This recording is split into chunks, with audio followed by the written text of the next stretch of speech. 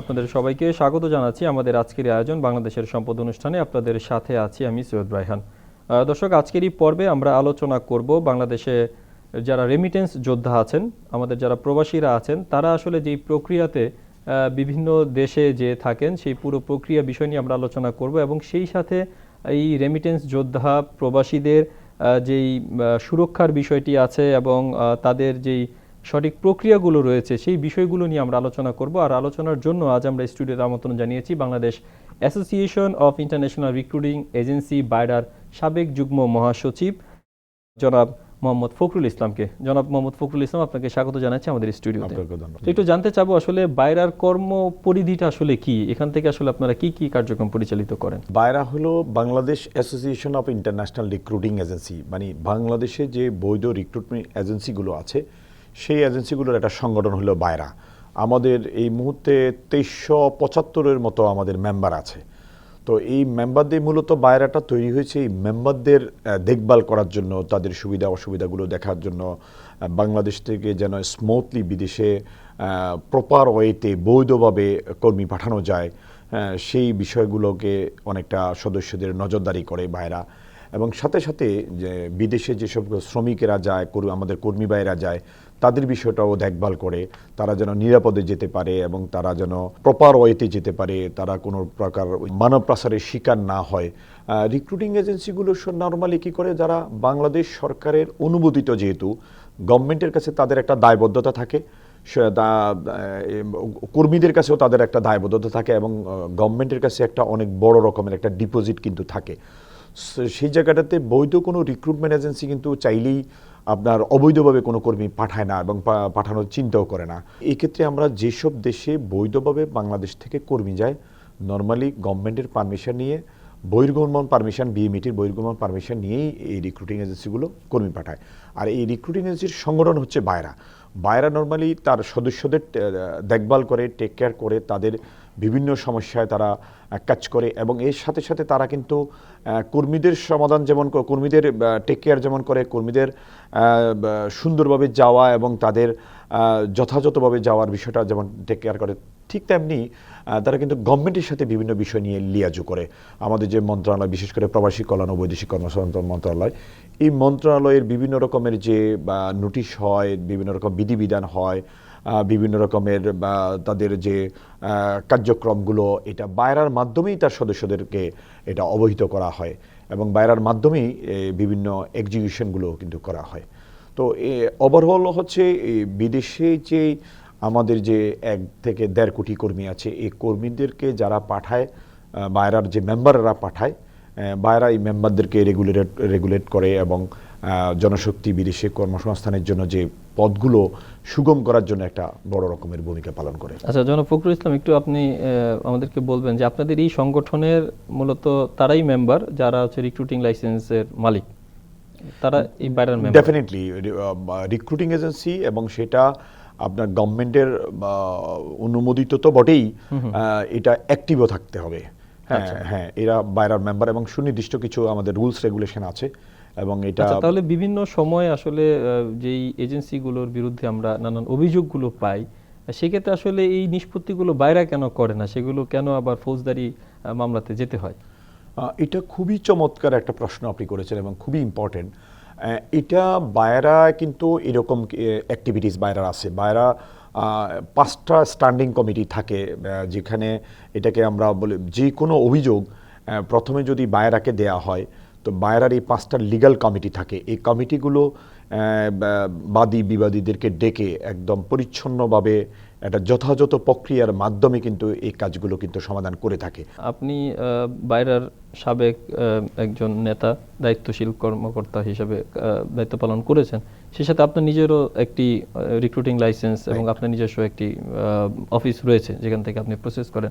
তো বলবেন যে এখন আপনি কোন কোন দেশে আসলে প্রসেস করছেন? আমাদের সবচেয়ে বড় শ্রমবাজার হলো সৌদি আরব। তো সৌদি আরবেই আমরা এই মুহূর্তে কাজ করছি। এর সাথে সাথে আমি জাপানে কর্মী পাঠাচ্ছি।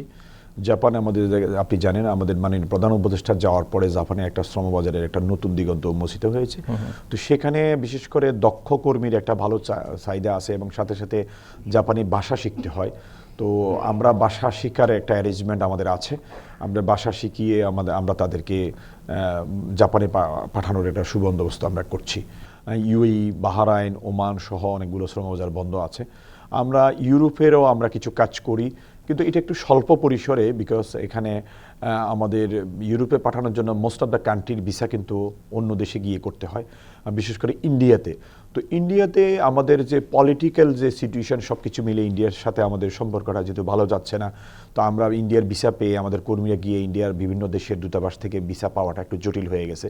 সেই জায়গাটা কিছুটা মাত্রা কিন্তু এখন আর কিছুটা কমে গেছে। আমরা আশা করি ভবিষ্যতে এটা ঠিক হয়ে যাবে। বিভিন্ন গণমাধ্যমে দেখতে পাই যে আসলে বাংলাদেশে যারা এই শ্রমিক পাঠান, হ্যাঁ, তাদের কিছু ভুলের কারণে অনেকে যাওয়ার পরেও কিন্তু আসলে ওই দেশের রুলস রেগুলেশনস মেনে থাকেন না কিংবা থাকতে পারেন না, অবৈধ হয়ে যান, নানান কিছু।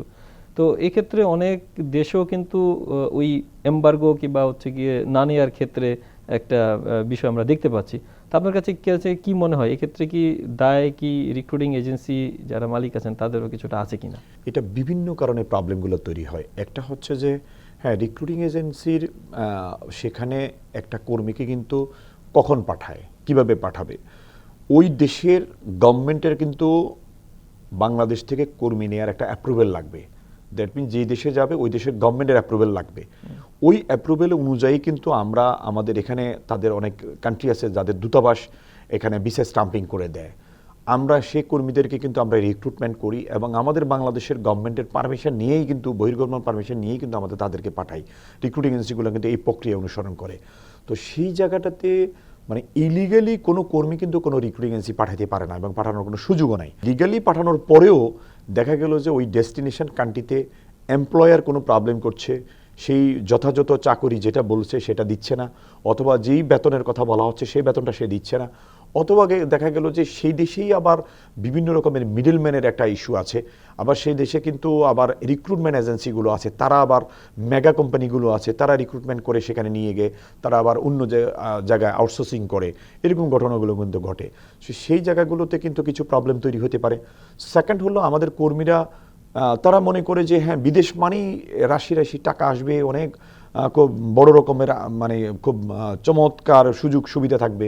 বিষয়টা কিন্তু বাস্তবে কিন্তু সেটা না। সেখানে কঠোর পরিশ্রম করতে হবে এবং সেখানে ওই দেশের রুলস রেগুলেশন পালন করতে হবে। কোম্পানির যে সিস্টেম সেই সিস্টেমটা কিন্তু ফলো করতে হবে। তো আমাদের এখানে যারা যায়, কারা যায়? যারা এখানে বেকার থাকে, যারা এখানে কাজ করে না, যারা বাংলাদেশে কোনো কাজকর্ম করতে পারে না, অশিক্ষিত, অর্ধশিক্ষিত এবং অশিক্ষিত লোকেরাও যায়। যারা বাংলাদেশে কিন্তু কাজ পাচ্ছে না ভালোভাবে, তারাই কিন্তু সেখানে যায়, অথবা কাজ করছে না তারাই সেখানে যায়। তো সেখানে যাওয়ার পরে তারা কিন্তু অনেক সময় অ্যাডজাস্টমেন্ট করতে পারে না। ইভেন কি দেখেন পলিটিক্যালিও বিভিন্নভাবে যারা খুব মানে জানু পলিটিক্স করতো একটা সময়, পট পরিবর্তনের কারণে প্রবলেম হয়, সেখানে গিয়ে কাজ করতে পারে না। তো তাদের কিন্তু বিভিন্ন রকমের প্রবলেম তৈরি হয়, তারা কিন্তু সেখানে অ্যাডজাস্টমেন্ট করতে পারে না। এছাড়াও ধরেন যদি দক্ষতা থাকে, দক্ষ হয়, সেখানে আবার তার অ্যাডজাস্টমেন্ট করতে কিন্তু সুবিধা হয়। আবার দক্ষ লোকেরা বিদেশ যেতে পয়সা খরচ কম হয় এবং সেখানে গিয়ে পয়সাও বেশি পায়, বেতনও বেশি পায়। তারা তাদের এক জায়গায় না হলে আরেক জায়গায় সে অ্যাডজাস্টমেন্ট করতে পারে। ফি নিয়ে আসলে একটি বেশ শুভঙ্করের একটি ফাঁকি আছে। হ্যাঁ, বিভিন্ন জায়গাতে আমরা দেখেছি যে অভিযোগগুলো আসে যে একটা সৌদি আরবে একটা ফাইল প্রসেস করতে গেলে সর্বোচ্চ সেখানে 50,000 থেকে 1 লাখ টাকা লাগার কথা, সেখানে ক্ষেত্র বিশেষে বাংলাদেশ থেকে কেউ 8-9 লক্ষ টাকাও নিয়ে নিচ্ছে। হ্যাঁ, তো এই বিষয়গুলা আসলে আপনারা কিভাবে দেখছেন? আসলে রিক্রুটমেন্ট এজেন্সিগুলো যে মানে 5-6 লক্ষ টাকা নিয়ে, বিশাল অঙ্কের টাকা নিয়ে সব কিছু প্রফিট করে ফেলে, নট লাইক দ্যাট। এখানে কিন্তু আপনি দেখেন এটাও একটা আন্তর্জাতিক একটা ইন্টারন্যাশনাল একটা বিজনেস হয়ে গেছে। ধরেন আপনি সৌদি আরবে মনে করেন বা মিডল ইস্টে আদার কান্ট্রি মনে করেন, সেই দেশে কিন্তু রিক্রুটমেন্ট এজেন্সিগুলো আছে। এমপ্লয়ারগুলো কিন্তু আমাদের কাছে সরাসরি আসে না, ওই রিক্রুটমেন্ট এজেন্সির কাছে যায়। তো রিক্রুটমেন্ট এজেন্সিগুলো একটা ফি আদায় করার চেষ্টা করে কিন্তু। তো এর মাঝখানে আবার এমপ্লয়ার, আবার ওই দেশের রিক্রুটমেন্ট এজেন্সি, এর মাঝখানে আবার আমাদের মাঝখানে একটা মিডলম্যান কিন্তু থাকে। আবার কর্মী এবং রিক্রুটমেন্ট এজেন্সি এই দুইটার মাঝখানে কিন্তু মিডলম্যান থাকে। এই টোটাল যে কস্টের কিন্তু একটা 1/3 অংশ কিন্তু মিডলম্যানেরা কিন্তু নিয়ে যায়, তাদের কিন্তু প্রফিট করে। আরেকটা ইস্যু হচ্ছে যে আপনি যেটা বলেন 50,000 বা 1 লাখ, এইটা আসলে এই সময়ে সম্ভব না। আপনি দেখেন সৌদি আরবে একটা কর্মী পাঠাইতে তার টিকিটই খরচে লাগে 80 থেকে 90,000 টাকা লেগে যায়, অনেক সময় এর চেয়ে বেশিও লাগে কিন্তু। তো সেক্ষেত্রে তো ওটা কল্পনা করা যায় না, আমার যে টিকিটের খরচই এত বেশি। তো সেই ক্ষেত্রে আদার্স অনেক রকমের খরচ তো বাংলাদেশে আছে। ধরেন যারা রিক্রুটমেন্ট এজেন্সি রিক্রুটমেন্ট করে তাদের একটা প্রফিট আছে, তারপরে মিডলম্যান দুই দেশের মিডলম্যানের একটা প্রফিট আছে, আবার ওই এমপ্লয়ার থেকে যে ভিসাগুলো প্রকিউরমেন্ট করার জন্য সেখানে একটা ফি কিন্তু একটা থাকে, ওই দেশের রিক্রুটমেন্ট এজেন্সি বা মিডলম্যান তারা কিন্তু নেয়। তো ওভারঅল কিন্তু যেমন সৌদি আরবে যেমন 5-6 লক্ষ টাকা এখন কিন্তু নাই, এটা এক সময় ছিল।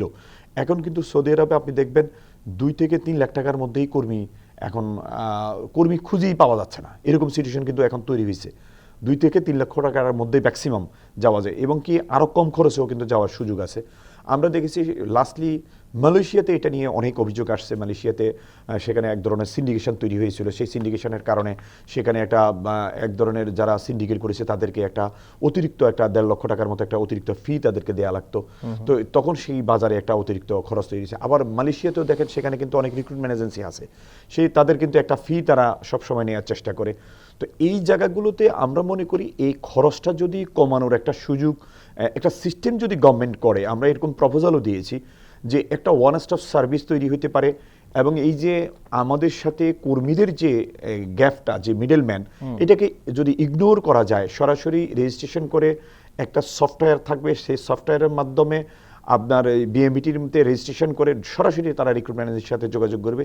ইভেন কি আমরা বলেছি যে সুনির্ধারিত টাকাটা, গভর্নমেন্টের যে ফি নির্ধারিত, সেই ফিটা কিন্তু ব্যাংকের মাধ্যমে, প্রবাসী কল্যাণ ব্যাংকের মাধ্যমে জমা দিতে পারে। তাহলে কিন্তু এই রিক্রুটমেন্ট এজেন্সি অতিরিক্ত নেয়ার কোনো সুযোগ নাই। তো মূল এমপ্লয়ার যিনি, উনি তো ভিন্ন একটি দেশের। কথার কথা, উনি যদি সৌদি আনা হয়, ওনার সাথে কি সরাসরি বাংলাদেশের যারা রিক্রুটিং এজেন্সি আছে তার সাথে যোগাযোগ হচ্ছে, নাকি মাঝখানে আরেকটি রিক্রুটিং এজেন্সি, আরেকটি মিডলম্যান হয়ে তারপর বাংলাদেশের এজেন্সির কাছে আসছে? জেনারেলি কিন্তু এমপ্লয়ারের সাথে বাংলাদেশের রিক্রুটমেন্ট এজেন্সির মাঝখানে কিন্তু মিডলম্যান থাকে। মিডলম্যান আবার 2 রকমের থাকে সেখানে।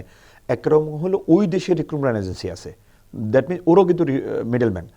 আবার ওই দেশে যাদের রিক্রুটমেন্ট এজেন্সি নাই, মানে আমাদের দেশে যারা আমরা যাদেরকে পাঠিয়েছি বিভিন্ন দেশে, তারাই মিডলম্যান হিসেবে কিন্তু কাজ করে, তারাই ওই দেশে বিচার ব্যবসা করে। কিন্তু অন্য দেশে কিন্তু এটা কম দেখা যায়, কিন্তু আমাদের দেশে কেন অ্যালাউ করে? এটা আসলে আমাদের বিষয় না, এটা আমরা ইচ্ছা করলে ইগনোর করতে পারি না। কারণ হচ্ছে যে ওই দেশে যিনি থাকে তার সাথে এমপ্লয়ারের একটা সুসম্পর্ক, এমপ্লয়ার তাকে ট্রাস্ট করে এবং তার মাধ্যমে এটা সে কমফোর্ট ফিল করে। এখন এটা কিন্তু ইনিশিয়েটিভটা নিতে হবে আমাদের গভর্নমেন্টের, যে এই বিচার ব্যবসার সাথে বিদেশে যারা যাবে, প্রবাসে যারা থাকবে, তারা কোনো বিচার ব্যবসার সাথে জড়িত হইতে পারবে না। এরকম যদি গভর্নমেন্ট কিছু ইনিশিয়েটিভ নেয়, এম্বাসিগুলো কিন্তু কিছু ইনিশিয়েটিভ নেয়, তাহলে এটা আস্তে আস্তে আস্তে আস্তে কিন্তু কমে যাবে। এবং এক্ষেত্রে আরও একটা ইস্যু আছে, দেখেন অনেকে বলে যে ওই তার চাচা যেটা বিদেশ থেকে ভাই তার কর্মী পাঠাচ্ছে, ভিসা পাঠাচ্ছে, সেই বিষয়ে সে যাচ্ছে, ওই ইন্ডিভিজুয়াল ভিসাগুলো কিন্তু অনেক হাই এক্সপেন্সিভ হয় কিন্তু। তো ওই পদ্ধতিগুলো কিন্তু বন্ধ করে দিতে হবে। বন্ধ যদি করে দেয়, একটা সুনির্দিষ্ট নিয়ম যদি করে, গভর্নমেন্টের একদম যে এক্সপেন্সটা, সেটাও আবার যৌক্তিক হইতে হবে। আপনি যদি বলেন যে হ্যাঁ এখন মাত্র সৌদি আরবের জন্য 1.5 লক্ষ টাকা, মানে এটা কি যৌক্তিক কি না, এটা কিন্তু দেখতে হবে। কারণ যেখানে আপনার 1 লক্ষ টাকা টিকিট খরচ লাগবে এবং আদার্স অনেক খরচ আছে, সেখানে এটা কিন্তু যৌক্তিক না। সেই ধরেন এটা আরও অনেক বছর আগে এটা ঠিক করলো, সেটাকে একটা যুগ উপযোগী করে বাস্তবসম্মত একটা খরচ কিন্তু নির্ধারণ করতে হবে, এবং সেই খরচটা ইমপ্লিমেন্ট করার জন্য গভর্নমেন্টের একটা মেকানিজম করতে হবে। ইন্টারন্যাশনাল বিভিন্ন এই রিক্রুটিং এজেন্সির ক্ষেত্রে এবং বাংলাদেশে যারা আসলে কাজ করছেন ইন্টারন্যাশনালি, অনেক রিক্রুটিং এজেন্সির সাথে বাংলাদেশের রিক্রুটিং এজেন্সি কাজ করে থাকেন। তো আমরা বিভিন্ন দেশের ক্ষেত্রে আমরা একটি শব্দ শুনতে পাই, শুধু বিভিন্ন দেশের ক্ষেত্রে না, বাংলাদেশে এটি খুব একটি প্রচলিত শব্দ, সেটি হচ্ছে সিন্ডিকেট।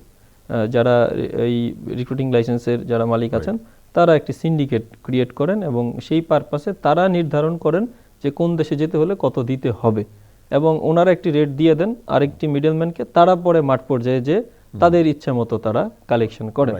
তো এই যে একটা চক্র গড়ে উঠলো বাংলাদেশ আসলে সৃষ্টির পর থেকে, কিভাবে প্রবাসীরা যেদিন থেকে যাওয়া শুরু করছেন, তো আপনি একজন সিনিয়র মানুষ, এই সেক্টরে দীর্ঘদিন আছেন এবং আপনি সংগঠনকেও লিড দিয়েছেন, তা আপনার কাছে কি মনে হয় এই সিন্ডিকেটটা কিভাবে গড়ে উঠলো এবং এটা কিভাবে এতদিন এখনো সার্ভাইভ করে যাচ্ছে এবং মনে হচ্ছে ভবিষ্যতেও যাবে? সিন্ডিকেটের বিষয়টা যদি আপনি নিয়ে আসেন, স্পেশালি এটা আমাদের অত্যন্ত গুরুত্বপূর্ণ একটা মার্কেট হলো মালয়েশিয়া, সৌদি আরব, এরপরে দুবাই, এরপরে মালয়েশিয়া। তো অলমোস্ট 3rd লার্জেস্ট আমরা ম্যান পাওয়ার সেখানে পাঠাই। তো এই মালয়েশিয়াতে এই বিগত সরকারের আমলে দু দফা আপনার সিন্ডিকেট গড়ে উঠেছিল।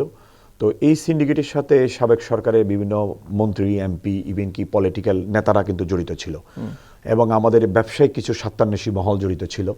তো এই সিন্ডিকেটের কারণে যে জিনিসটা হলো, একদিকে হলো কয়েকজন, প্রথম 10 জনের একটা সিন্ডিকেট হয়েছিল 2016-18, পরে 2022-24 আইসা আবার প্রথমে 25 জনের একটা সিন্ডিকেট হয়েছিল। সেটা হয় কিভাবে? তারপরে আবার 50, তারপরে 100 জনের সিন্ডিকেট তৈরি হয়েছিল। এই সিন্ডিকেটটা হচ্ছে যে মূলত বাংলাদেশের কিছু ব্যবসায়ী, মালয়েশিয়াদের কিছু ব্যবসায়ী, বাংলাদেশের কিছু সরকারি কর্মকর্তা, মালয়েশিয়ার কিছু সরকারি কর্মকর্তা বিভিন্নভাবে যোগ সাজসে এই সিন্ডিকেটটা তারা তৈরি করেছিল। আর বাংলাদেশের প্রথম যে সিন্ডিকেটটা হয়েছিল, সেই সিন্ডিকেটের সরকার এখানে জড়িত ছিল, সরাসরি সরকারের দস্তখতে এই সিন্ডিকেট হয়েছিল 10 জনের। পরবর্তীতে সরকারের অনুমোদনে এটা হয়েছিল। তো এখানে যেহেতু সরকারি বিভিন্ন ব্যক্তিবর্গ জড়িত ছিল এবং এটা হিউজ ফিনান্সিয়াল একটা ইনভলভমেন্ট ছিল, সুতরাং তারা অন্য রিক্রুটমেন্ট এজেন্সিকে বাদ দিয়ে গুটি কয়েক রিক্রুটিং এজেন্সি মিলেই তারা সিন্ডিকেট করেছিল। এবং প্রথম তারা নিয়েছিল প্রত্যেকটা কর্মী থেকে বাধ্যতামূলকভাবে তারা সকল খরচের অতিরিক্ত খরচ, প্রথম ছিল 1,65,000 টাকা করে দিতে হইতো তাদেরকে সিন্ডিকেটের ফি। সেকেন্ডলি 2022-24-এ 1,52,000 টাকা দিতে হইতো তাদেরকে। এটা হলো সিন্ডিকেটের ফি। এটা একটা সিস্টেম আছে মালয়েশিয়াতে, যেটা FWCMS বলে হয়, মানে ফরেন সেন্ট্রালাইজ ম্যানেজমেন্ট সিস্টেম, একটা সফটওয়্যার। এই সফটওয়্যারের মাধ্যমে কর্মীরা যেতে হবে। আর সফটওয়্যারটা মালয়েশিয়ান সরকার কর্তৃক অনুমোদিত এবং সেখানে একজন বাংলাদেশি লোক আছেন, তিনি এটা নিয়ন্ত্রণ করেন। তার আবার বাংলাদেশের প্রতিনিধি আছেন, তারা দুজনে মিলে এটা নিয়ন্ত্রণ করতেন। তাদের এই সিস্টেমের খরচই ছিল 1,52,000 টাকা। তারপরে টিকিট, তারপরে ভিসার জন্য প্রকিউরমেন্ট একটা কস্ট আছে, মার্কেটিং কস্ট আছে, রিক্রুটিং এজেন্সির প্রফিট আছে, এই সবগুলো যুক্ত হইতো। তো এই সিন্ডিকেটটা সাবেক সরকারের কিছু ব্যক্তিবর্গের প্রত্যক্ষ পরোক্ষ মদদে তৈরি ছিল, কিছু ব্যবসায়ীর মদদে তৈরি হয়েছিল এবং তাতে আমাদের কর্মীরা ক্ষতিগ্রস্ত হয়েছিল, আমাদের দেশের একটা ইমেজ নষ্ট হয়েছিল। এই সিন্ডিকেটের যারা বাংলাদেশে মেম্বার ছিলেন, তারা কর্মীদেরকে আসলে কোথায় পাঠাতেন? কোনো এমপ্লয়ারের কাছে নাকি মালয়েশিয়া গভর্নমেন্টের কাছে? মালয়েশিয়ান গভর্নমেন্ট তো কোনো কর্মী নেয় না, কর্মী নেয় এমপ্লয়ার। সেই জায়গাটাতে এমপ্লয়ার কার কাছ থেকে কর্মী নিবে, কিভাবে কর্মী নিবে, এটা এমপ্লয়ারের একটা ইস্যু। কিন্তু তারা এমন একটা সিস্টেম করে ফেলছে যে সিস্টেম এমপ্লয়ারকে বাধ্য করে ওই সিস্টেমের মাধ্যমে আসতে। 10টা ক্রাইটেরিয়া দেওয়া হয়েছে বাংলাদেশ থেকে কারা কর্মী পাঠাবে। এই ক্রাইটেরিয়ার মধ্যে আছে একটা এজেন্সির 10,000 কর্মী স্কোয়ার ফিটের অফিস থাকতে হবে, প্রত্যেকেরই ইন্ডিভিজুয়াল ট্রেনিং সেন্টার থাকতে হবে, প্রত্যেকেরই আবার ওই যে মিনিমাম 5 বছরের অভিজ্ঞতা থাকতে হবে, আবার 3,000 কর্মী মিনিমাম পাঠাইতে হবে। তো এর আগে দেখেন বিভিন্ন দেশ বন্ধ, মালয়েশিয়া গুটি কয়েক সিন্ডিকেটের মাধ্যমে কর্মী পাঠাইছে কিছু এজেন্সি। আবার দেখা যায় সেখানে আমাদের 3,000 কর্মী পাঠানোর সুযোগ ছিল না। আবার 5 বছরের যদি অভিজ্ঞতার আপনি কথা বলেন, তাহলে দেখা গেল যে খুব ইয়াং, এনার্জেটিক এবং খুব শিক্ষিত লোকজন আসছে এই সেক্টরে, যারা অনেক আইটি রিলেটেড খুব ভালো বুঝে, ইন্টারন্যাশনাল মার্কেটিং বুঝে, তাহলে তারা এই জায়গা থেকে বঞ্চিত হবে। তারপরে আবার দেখা গেল যে 10,000 স্কোয়ার ফিটের অফিস, এটা খুবই ইরিলিভেন্ট, এটা কোনো প্রয়োজন নাই এবং পৃথিবীর কোনো দেশেই 10,000 স্কোয়ার ফিটের অফিস ম্যান পাওয়ার নাই।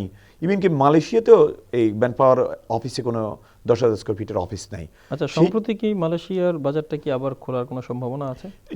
এই সম্ভাবনা নিয়েই যে আমরা এগোচ্ছি, বিভিন্নভাবে এটা আলোচনা হচ্ছে। কিন্তু এই 10টা ক্রাইটেরিয়া দিয়ে পুনরায় সিন্ডিকেটের কারীরাই এই কাজটা করেছে এবং তারাই এই 10টা ক্রাইটেরিয়া দিয়ে যারা আগে কর্মী পাঠিয়েছে তাদের ধরেন এই সামর্থ্য হয়তো তৈরি হয়েছে, আবারও একটা সিন্ডিকেট করার একটা প্রায় তারা কিন্তু করছে। ফখরুল ইসলাম, আমি একটু আপনার কাছে শুনতে চাই যে আসলে তরুণ প্রজন্ম আসলে অনেক ব্যবসাতেই আগ্রহী হচ্ছেন, কিন্তু আমরা দেখতে পাচ্ছি যখনই এই রিক্রুটিং এজেন্সি কিংবা বিদেশে কর্মী পাঠানোর যে বিজনেসটা আপনারা আসলে দীর্ঘদিন করে আসছেন, এই সেক্টরে আসলে তরুণরা খুব একটা আসতে চায় না কিংবা একটু বিমুখ। আপনার কাছে কি মনে হয় যে তরুণদের এই ব্যবসাতে যুক্ত হওয়া প্রয়োজন, নাকি আগে যারা করতো শুধু তারাই করলে বাজার ঠিক আছে? আমি আপনার সাথে বিনয়ের সাথে দ্বিমত করছি, বরং তরুণেরাই এখন এই সেক্টরে সবচেয়ে বেশি। এখন আমাদের এই যে ধরেন প্রায় 2400 রিক্রুটমেন্ট এজেন্সি বাইরার মেম্বার যারা আছে, আমি মনে করি মোর দেন 50% সব তরুণ, ইয়াং, শিক্ষিত, এবং অনেকে আছে বিদেশ থেকে ডিগ্রি নিয়ে এখানে আসে এই ব্যবসা কিন্তু করছে। এবং এখানে ইটস এ ইন্টারন্যাশনাল বিজনেস। এখানে আমরা দু ধরনের, যেখানে আমাদের দেশের অশিক্ষিত, শিক্ষিত মানে তরুণ সমাজকে যারা এখানে যেখানে তাদের কোনো কাজ পাচ্ছে না, বাংলাদেশে আপনি জানেন প্রায় প্রতি বছর 25 লক্ষ মানুষ কিন্তু আপনার কর্মে আসে, কিন্তু তারা তাদের এই কর্ম একটা অংশ কিন্তু বাংলাদেশে হয়, আর একটা অলমোস্ট 50% কিন্তু দেশের বাইরে কিন্তু তাদের আমরা দেখতে পাই কর্মসংস্থান বৃদ্ধি অনেকে হয়। আসেন কিন্তু হ্যাঁ। এই বিজনেস আসলে খুব বেশি দিন সাস্টেইন করতে পারেন না, নানান অভিযোগে অভিযুক্ত হয়ে দেখা যায় একটা সময় পরে ওনারা হারিয়ে যান। এরকম অসংখ্য রিক্রুটিং লাইসেন্স আছে যেগুলো আসলে সাসপেন্ড হয়ে আছে, হ্যাঁ। যেগুলোর কার্যক্রম নাই, শুধু কাগজে কলমে আছেন, কিংবা অনেকে সাইনবোর্ড ব্যবহার করছেন। তো সেক্ষেত্রে আসলে আপনাদের বাইরে থেকে কিংবা এই মন্ত্রণালয় থেকে কি আসলে কোনো মনিটরিং করা কিংবা এই বিষয়ে কিছু বলার আছে আপনার? এখানে আপনি দেখেন, এটা মানে যে 24-2500 রিক্রুটমেন্ট এজেন্সি আছে, তো আমাদের যে জনসংখ্যা এবং যে জনশক্তি আমরা বিদেশে কর্মী পাঠাচ্ছি, সেই পাঠানোর যে এখন আমাদের এটার পরিমাণটা অনেক বেশি হওয়া উচিত এবং ডেস্টিনেশন কান্ট্রিগুলো অনেক বেশি হওয়া উচিত। তো সেই জায়গাগুলোতে কিন্তু এটা আস্তে আস্তে কমে আসছে। যেমন আমরা মিডল ইস্টের বেশ কিছু কান্ট্রিতে এখন কর্মী পাঠাইতাম, এখন কিন্তু অলমোস্ট সৌদি আরবটাই আছে। একটা রিক্রুটমেন্ট এজেন্সির জন্য কিন্তু আপনার 25 লক্ষ টাকা মিনিমাম জমা দিতে হয়, এরপরে তার প্রতি মাসে 5-10 লক্ষ টাকা তার খরচ আছে। তো সেই জায়গাটা সে যদি সার্ভাইভ করতে না পারে, ডেফিনেটলি সে নিরুৎসাহিত হবে। তো ওই জায়গাগুলোতে যদি আমরা বেশি বেশি দেশ যদি ওপেন করতে পারি, পুরাতন দেশগুলো পুনরুদ্ধার করে নতুন আমরা দেশ ওপেন করতে পারি, কর্মী পাঠানোর সুযোগ পেতে পারি, তাহলে কিন্তু অনেকেই উৎসাহিত হবে। কিন্তু সামনে নির্বাচন আছে বাইরার, আপনি যেহেতু সদস্য সচিব পদপ্রার্থী, আসলে আপনি যদি নির্বাচিত হন কি করবেন আসলে আপনি সংগঠনে? আসন্ন নির্বাচন 17 তারিখে জানুয়ারিতে, মহাসচিব পদপ্রার্থী। আমাদের যে সেক্টরে যে প্রবলেমগুলো আছে, নতুন নতুন শ্রমবাজার উন্মুক্ত করার ব্যাপারে সরকারের সাথে আমরা কাজ করব। সেকেন্ড হচ্ছে এই সেক্টরে কোনো দেশে কোনো জায়গায় কোনো সিন্ডিকেশন যেন না থাকে, সকল সদস্যরা যারা সমান মর্যাদার ভিত্তিতে এবং তাদের নিজস্ব লাইসেন্সের মাধ্যমে যেন কর্মী পাঠাইতে পারে, সেই বিষয়টা আমরা প্রায়োরিটি দেব। আমাদের যে সদস্যরা আছে এদের মধ্যে অধিকাংশ সদস্য অলমোস্ট 50%, বিশেষ করে সৌদি আরবে কর্মী পাঠাইতে পারছে না নিজ লাইসেন্সের মাধ্যমে, সৌদির তালিকাভুক্ত হইতে হয়। এই তালিকাভুক্তের ব্যাপারে আমরা একটা ভূমিকা রাখব। আমরা আরেকটা জিনিস করব, এই সেক্টরে যে 30 বিলিয়নের যে কন্ট্রিবিউশন, এই কন্ট্রিবিউশনে কিন্তু আমাদের ইমেজ নাই সেভাবে, কন্ট্রিবিউশনটা কিন্তু সমাজে কিন্তু আমরা সেভাবে প্রতিফলিত হচ্ছে না। এই ইমেজটা বিল্ড আপের ব্যাপারে আমরা আমাদের যে সমাজে যে আমাদের যে কন্ট্রিবিউশন, এটা আমরা নিয়ে কাজ করব, ইমেজটা বৃদ্ধি করার আমরা চেষ্টা করব। আমাদের যে তরুণ উদ্যোক্তারা আসছে তাদেরকে আমরা বিভিন্নভাবে আমরা ফেসিলিটেট করার চেষ্টা করব, বিশেষ করে তারা যেন বেশি বেশি কর্মী বিভিন্ন দেশে দক্ষ কর্মী পাঠাইতে পারে। দক্ষ কর্মী বৃদ্ধির ব্যাপারে আমরা ভূমিকা নেব। আমাদের এই তরুণ সমাজেরা যেন বিভিন্নভাবে তাদের যে সেক্টরে কর্মী যায় সেখানে যেন তাদের নিজের লাইসেন্সের মাধ্যমে কর্মী পাঠাইতে পারে, সেখানে আমরা একটা প্রায়োরিটি দেব। জনাব ফখরুল ইসলাম, আপনাকে অসংখ্য ধন্যবাদ আমাদের সাথে আজকে যুক্ত হওয়ার জন্য। দর্শক, আমরা আজ কথা বলছিলাম বাইরার সাবেক যুগ্ম মহাসচিব জনাব ফখরুল ইসলামের সাথে, যিনি আসন্ন নির্বাচনে মহাসচিব পদপ্রার্থী। আমরা আজকে যে বিষয়গুলো নিয়ে আলোচনা করছিলাম তার মধ্যে মোটা দাগে যে বিষয়টি হচ্ছে, যারা বিভিন্ন দেশে আসলে কাজ করতে যেতে চান, অবশ্যই দক্ষতা নিয়ে যদি বিদেশে যাওয়া যায় সেক্ষেত্রে আসলে নিজের অর্থনৈতিক এবং ভবিষ্যতের অনেকটুকু সেফটি এবং সিকিউরিটি কিন্তু নিশ্চিত করা যায়। তো সেই বিষয়টিকে মাথায় রেখেই কিন্তু আপনারা ভবিষ্যৎ পরিকল্পনা নিয়ে আপনারা বিশ্বের যে কোনো দেশে যেতে পারেন। তো দর্শক, এই ছিল আমাদের আজকের আয়োজন। আমাদের পরবর্তী আয়োজন দেখার আমন্ত্রণ জানিয়ে বিদায় নিচ্ছি আমি সৈয়দ রায়হান। সবাই ভালো থাকবেন, সুস্থ থাকবেন।